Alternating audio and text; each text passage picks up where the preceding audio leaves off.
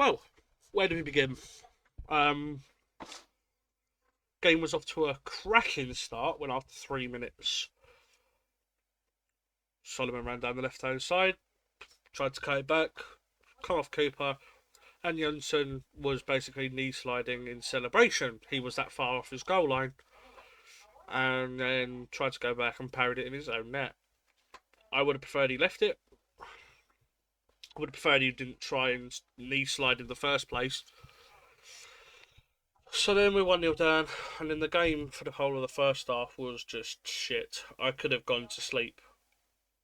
Um, both the game looked like a mid-table clash between two sides playing for nothing, like a Millwall and Sheffield Wednesday that are like 15 points off playoffs, but also 20 points from relegation.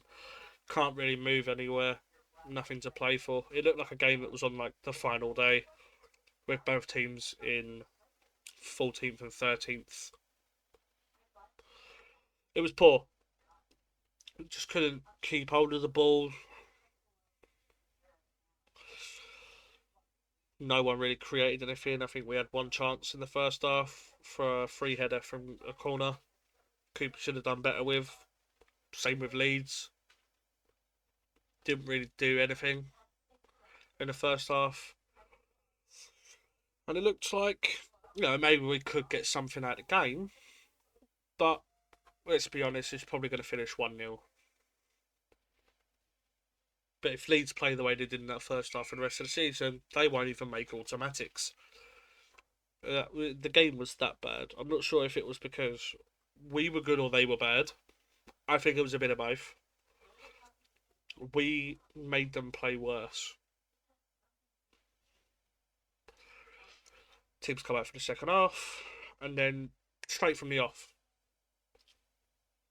100% domination from Leeds from start to finish for the whole 45. You could see the chances that they were having weren't good chances. Like I wasn't scared that they weren't chances that I thought, oh my god, how have they not scored? But I think it was their second or third chance of the half. Solomon had a shot um, at the near post that hit the outside of the side net, and that was the moment I said in the stream, they're going to score under here. They're going to get a second. Like, it's coming.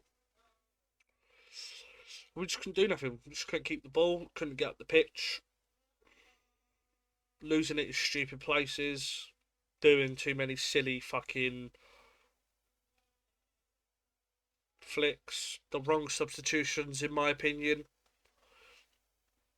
I'll touch on that in a minute. You can see it right here. I got a prediction right. I knew. It wasn't something that I ever thought we'd win. And to be honest, in terms of playing top of the league, I don't think it was that bad. It wasn't good. I'm not saying that we deserved absolutely anything. But for Leeds to have been winning at half time, I think was unfair. Like, neither team deserved to be. It should have been 0-0 until like the 85th minute or whatever when Tanaka scored. Again, that was probably the only bit of quality in the game. Couple half chances for Leeds in the second half, but nothing that would like the closest they came to scoring was when the ball got flicked up in the air and Harrison's chested down and volleyed it off from the edge of the box. It's gone a yard over the bar. That was the closest that they'd come to scoring till they scored. It was a terrible game. If I could go back, having known how this would have ended, I wouldn't have done a watch along at all. I wouldn't have gave a shit. I would have just gone to bed, played some FIFA, finished my Evos. Football Manager. Currently second with Ebbsfleet in League 2. Anything would have been better than watching that tonight. Let's move on to the manager, shall we? I like Alex Neil. I think it's the first time we've got a proper manager. Do you know what I mean? Rowett plays shit football. Harris was more of a club legend doing a job. Alex Neil is the first time that we've got a manager just trying to get something out of our players. But today, he got them substitutions all wrong. Honeyman come off in like the 33rd or 34th minute. 30-something minute. And he was playing on the wing. If I bring up... Let me just quickly bring up the starting 11. There you go. You can see the starting 11 there.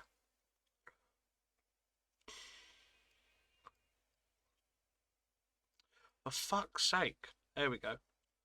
So you can see the starting 11 here. Like that. Just there. Just there. There. And I saw the lineup and I'm like, fucking brilliant. We're starting Harding, and then I see Honeyman. And Saville. And Kundal in the 10. But Ivanovic. So, if it meant Ivanovic and Ivanovic and Holding start, I'll take Honeyman and Saville starting any day. And then he comes off, what's that, 30th minute, 29th minute? Honeyman comes off. He's playing on the wing. So who do we bring on? Billy Mitchell. And we play Kundal. A player I like to say is a 24. 10, 8 and 6. Can play there reliably. He's a central player in the midfield. Can do a job anywhere. Let's put him on the wing. And then put Denor in the 10. And then Billy Mitchell back with Saville. When we had both Amarku and Bangura Williams, who didn't even play, on the bench. Makes sense, did it? To bring off a winger who, again, to me, Honeyman will always be a central midfielder. I don't even think he's a 10, he's just an 8. But to put him on the wing did my head in when it was Harris in charge, or whether it was when we had Adam Barrett in caretaker charge, and whether it was fucking Rowett in charge. Honeyman playing on the wing pisses me off every fucking time. Because he's not quick. He's not strong. He just he has a good engine. That's what he has. That's what he brings to this team. He can run for a long time. Can't run fast, but he can run for a long time. Something a box-to-box midfielder would be perfect for. You know, you keep doing, or you have him hang back, or maybe even have 2 box-to-box midfielders. And rather than playing 2 holding mids, play 2 8s with a 10, 2 wings and a striker. No. We bring on Billy Mitchell. We put Denor in the 10, a position that he hasn't played in this season. And leave Amarku on the bench. Amarku, who once again, after he came on in this game, he came on in the second half, and in the second half he looked like he was going to be the only one that would have been able to make something out of this game before they scored. Kundal played the whole 90 minutes, and it was when he first made his changes. Kundal went back into the 10, and Marku came on, and Aziz was pushed wide. Cool. Not bad. He brought off Denor. So we had a midfield pairing of Saville and Mitchell with Amarku, Aziz, Kundal, and Ivanovic up top. Okay. One thing I do want to touch up on quickly is how often he brings off Denor every game. Every game I've watched, I can't remember the last time Denor played 90 minutes. Yet Saville is playing 90 minutes. Kundal is playing 90 minutes. Yet Denor, who's been objectively one of our best players this season and one of the first names on the team sheet every fucking week, can't play 90 minutes.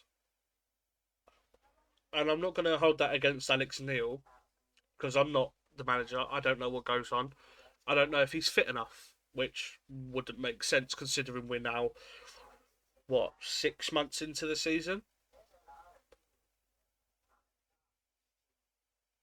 We're now 38 games in. 37, 38. And he's playing pretty much all of them. So I don't know. Maybe he doesn't want to. Maybe he's asked to come off every time. Fuck knows. But I just don't understand how he's not playing every minute of every game. I wouldn't mind if it was every now and again he takes him off, give him a breather. But it seems like every single game he's taking him off. We're playing with Billy Mitchell and Saville and Honeyman. And then he takes Wes Harding off for Kramer. And it was once Wes Harding came off, and when Denor came off, that everything started to unravel. That's where we had no outlets whatsoever. We were done. Like, we had a Marku, but that was it. Aziz comes off 10, 15 minutes later. And Ivanovic comes off. Coburn and Connolly come on. Connolly I don't really have a problem with. And Ivanovic, to be fair, looking at him, looked shattered. But I think it starts with the fact... I think it starts with bringing Billy Mitchell on for Honeyman. Taking a winger off for a central midfielder. We got Baker Boyty, AJ Matthews, Zach Sturge, Zach Lovelace, Bangura Williams. 5 youngsters that are on the fringes of the first team.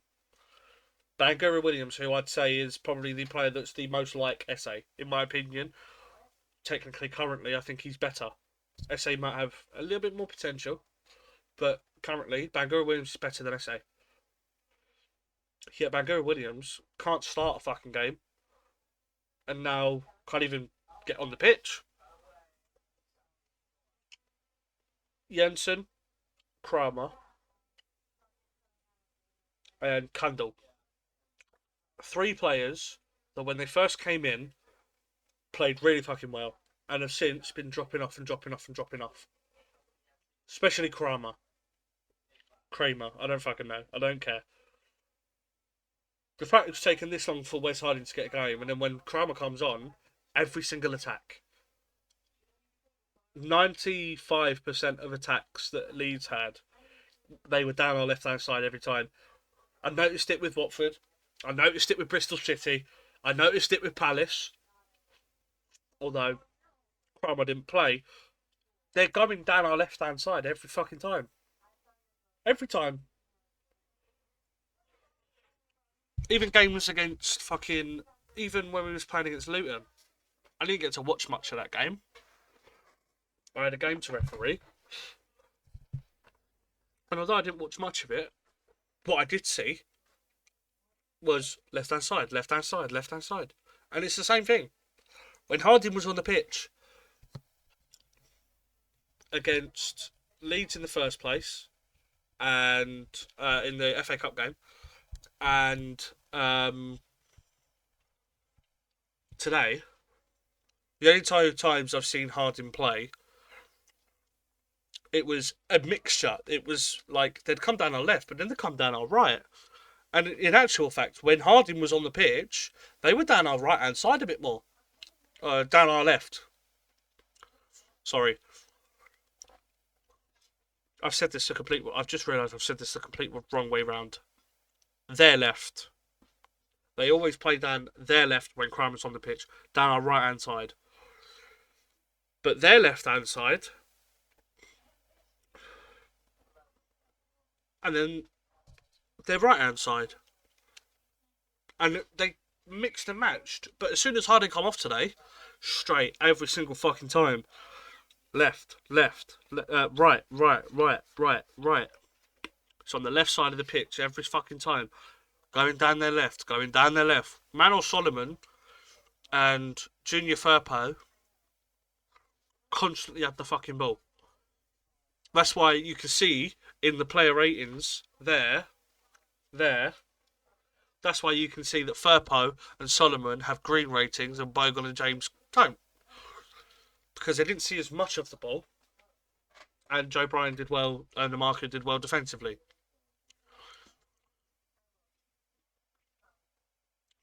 Aziz did alright defensively. But they weren't really in the game that much. Bogle and James. They had a couple of spells in the first half and then for the first 15 minutes.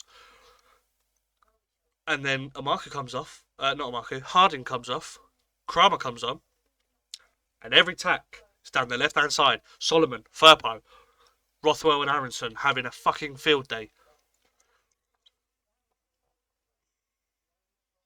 And I just don't get what more Harding has to do.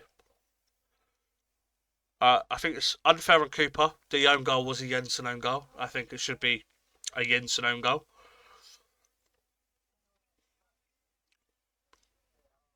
Joe Bryan had a decent game again today. I thought Saville, Denor, Billy Mitchell had okay games. Kundal wasn't necessarily bad, but didn't really offer anything. Aziz, Ivanovic, Marku, again. I think our team should always be, week in, week out, the same back five you see there. Denor and Kundal as the two number 8s or number 6s or whatever, with Aziz, Bangura Williams, Amarku, and Ivanovic. It's 11 of our best players, best performing players, not just best in terms of ability, quantity, quality, you know. It's who's performed the best this season. Yeah, that team has never been fielded once. Bangura Williams can't get a start. And now, can't even get on the pitch. Baker Boyte we haven't even seen. He hasn't played a minute for us. Zach Sturridge only played because Joe Bryan got injured in a game a couple of weeks ago, which I thought he did alright in. I think it was a Palace game. No, I'm not entirely sure. But Zach Sturridge looked okay.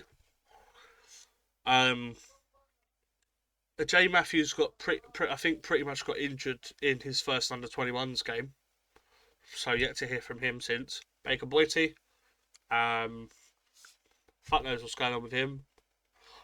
Not seen him at all. Like if I look at those are the substitutions that were made. But what I want to do is look at the players that were on the bench. Ryan Wintle, Bangura Williams, Zach Sturridge and George Evans. No Baker Boyte. Zach Lovelace, oh he's injured. Okay, well that makes sense. That's fair enough. And Negley also injured. And no offence to Negley so far. I do like the look of him. I do really like the look of him. But I just feel that,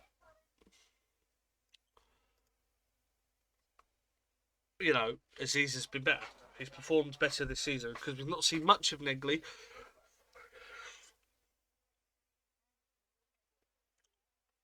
I just feel like we are our own worst enemy at times. This wasn't a case of Leeds being good. It was us being equally bad. Just too many wrong decisions. We shoot ourselves in the foot, whether it's through players on the pitch or the staff off the pitch. Alex Neil doesn't help himself with some of the substitutions he makes. But then when he does give chances to players, they don't help themselves and don't go above and beyond expectations. In fact, they're underperforming. Again, I think today was more of a free hit. I think today was a game that we can just put behind us. We're playing top of the league away from home. As a mid-table side, you've got to expect defeat. Especially when Leeds have been so dominant this season, although look at their last 2 games. But it's at Ellen Road. We're not a West Brom. So let's take this one on the chin on to Stoke on Saturday.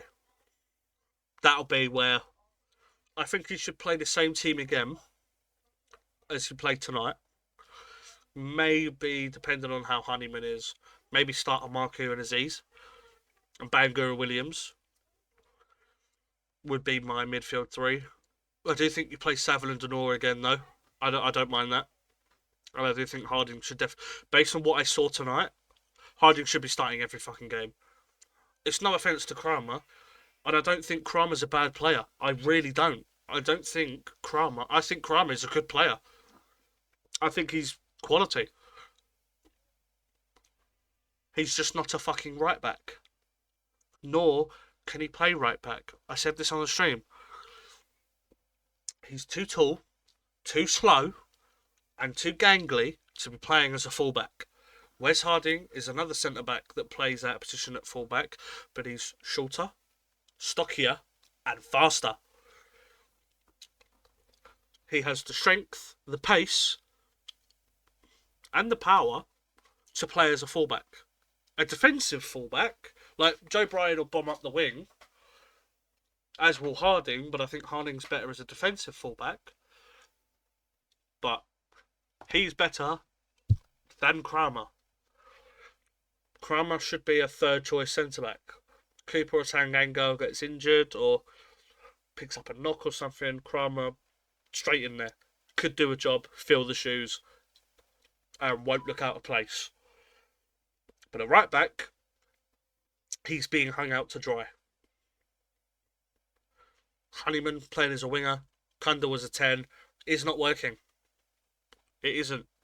Denora as a 10, doesn't work, isn't working.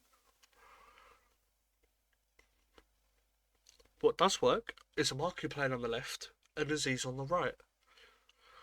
And I think Bangura Williams should be in that 10.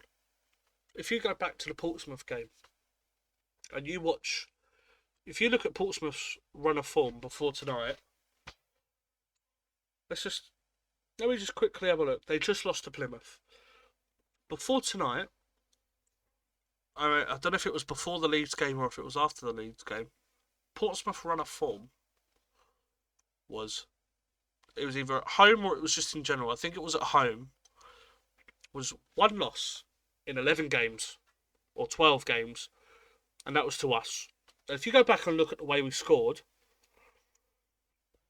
lovely intricate passing down our right hand side, and Bangura Williams slots in a nice lovely passing behind for Ivanovic to run onto and dink over the keeper.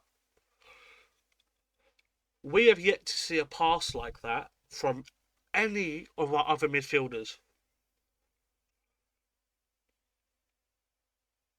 The last time I remember seeing a pass like that was Esse passing it in the 1-1 draw with Derby.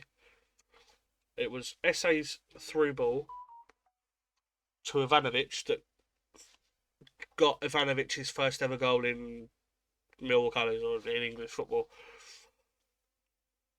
Ivanovic's first goal for us was a slide rule pass in behind the defence that Ivanovic could do what he wanted with. And he was cool, calm, collected, just took it round him, tapped in. Once again, goal against Portsmouth, a slide rule pass this time for Bangura Williams. And rather than going round the keeper, which he could have done, he had the cool, calm collectedness and the composure to just dink it over him. And that's what we're missing in this team. Which is exactly what Marku brings.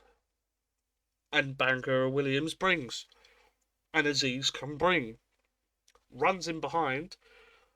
Ivanovic runs in behind. Bangura Williams playing it through to the front three. It's so, like, if you think about it, it's so fucking obvious. Like, it's staring at us in the face. Bangura Williams in the 10, drop Kundal deeper, and play Marku and Aziz. 2. I'll say it. They're the only wingers we have at the club, bar Negley. But he's injured. We're desperately missing Ryan Leonard and McNamara, who, when do they come back?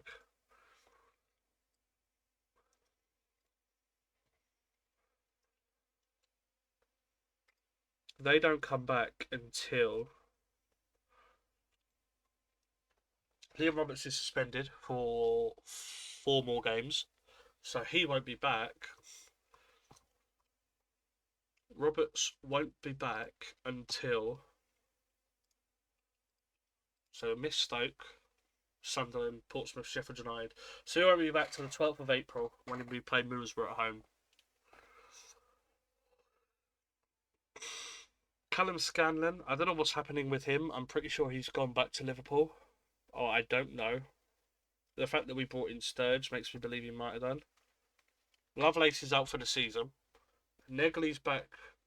McNamara, Langstaff, and Leonard should all be back by the end of the month, beginning of April. It says late March on my screen. Zach Lovelace says he's out until mid-July, so Zach Lovelace is out for the season.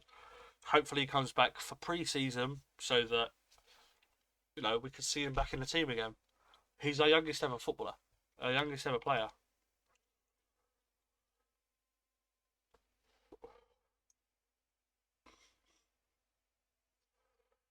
It was a shame that, what's it called? It was a shame that he left in the first place, although I wouldn't have blamed him. It wasn't. I don't hold it against him. I think it's really his fault. And after results today, still 13 points clear. Derby play Plymouth. What a game that's going to be. But with Stoke winning and with Oxford winning, you do think that that's it. Oh no, Oxford lost. 97th minute. I know, they got the red card in the 97th. It was a coming own goal in the 76th. So they scored 2 goals in 3 minutes. But you think that's it? 13 points above playoffs. We can kiss playoffs goodbye, I guess. Oh, and Atletico Madrid 1, Real Madrid 0. In the, I'm going to watch that. Let's watch that. Um,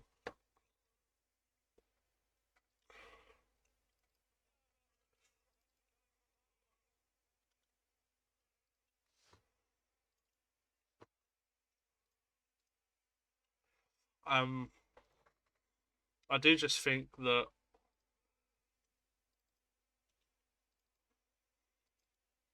we are our own worst enemy. Too many times we shoot ourselves in the foot. Too many times we are making wrong decisions. And too many times we just don't look like a team that could do anything. It's a shame. It's unfortunate that, our hands are being dealt by suspensions and injuries. We don't have a recognised right back at the club, or fit recognised right back at the club. We don't have um,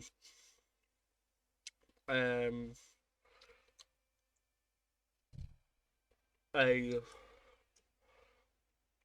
winger at the club. We have a Marco and Aziz, and that's it. Negley's injured. It's not as if we can really do much in terms of rotations. But for Stoke, I want to see Jensen, Bryan, Cooper, Tanganga, Harding, Denor and Saville. I think it's okay. I've already told you the team that I would prefer and I think should be the starting 11. But I think Saville played alright tonight and owned his place. And I want to see Aziz, Bangura Williams, although it'll probably be Kundal. But I want to see Aziz, Bangura Williams and Marku with Ivanovic up front. And that's it from me. I don't know what I'm doing on Saturday, so there might be another watch along for the Stoke game. And hopefully, this time at 3 o'clock or 2:30, we are in a good mood.